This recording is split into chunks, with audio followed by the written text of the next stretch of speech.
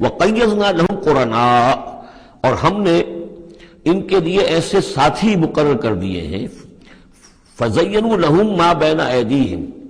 جیسے ہر انسان کے ساتھ اللہ تعالیٰ نے فرشتے بھی رکھے ہوئے جو اس کی حفاظت کرتے ہیں، جیسے یہ فرمایا گیا کہ ہم ان پر حفظہ یرسل علیکم حفظہ، تو جس طریقے سے فرشتے حفاظت کرتے ہیں، یا وہ فرشتے ہیں کہ جو اس کے اعمال لکھ رہے ہیں، کرامن کاتبین یعلمون ما تفعلون، اس کا بھی آخری پارے میں ذکر ہے۔ اسی طرح ہر انسان کے ساتھ ایک شیطان ہے جو اللہ نے اس کے ساتھ لگا دیا، جیسے کہ حدیث میں بھی آیا کہ ہر انسان کے ساتھ ایک شیطان ہے، اور اسی میں وہ بات آئی بڑی حکیمانہ کہ کسی صحابی نے جرأت کر کے پوچھ لیا کہ حضور کیا آپ کے ساتھ بھی ہے؟ تو آپ نے فرمایا ہاں میرے ساتھ بھی ہے، لیکن میں نے اسے مسلمان کر لیا، یعنی اپنا تابع بنا لیا ہے، اور وہ اب مجھے کوئی غضب نہیں پہنچا سکتا، لیکن ہے تو صحیح، شیطان تو ہے۔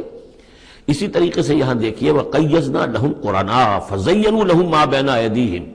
تو ہم نے ان کے لیے مقرر کر دیے ہیں ان کے ساتھ رہنے والے قرین، ان کے ساتھی، فَزَيَّنُوا لَهُمْ مَا بَيْنَ أَيْدِيهِمْ، تو وہ ان کو مزین کر دیتے ہیں جو چیزیں ان کے سامنے ہیں، وما خلفہم، اور جو ان کے پیچھے ہیں، وحق علیہم القول فی امم قد خلت، نتیجہ کیا ہوتا ہے کہ وہ چونکہ دنیا مزین ہو گئی، اسی میں وہ کھپ گئے اور اسی میں گم ہو گئے، فحق علیہم القول، تو ان کے اوپر اللہ تعالیٰ کے عذاب کی بات وہ راست آئی، وہ سچی ثابت ہوئی،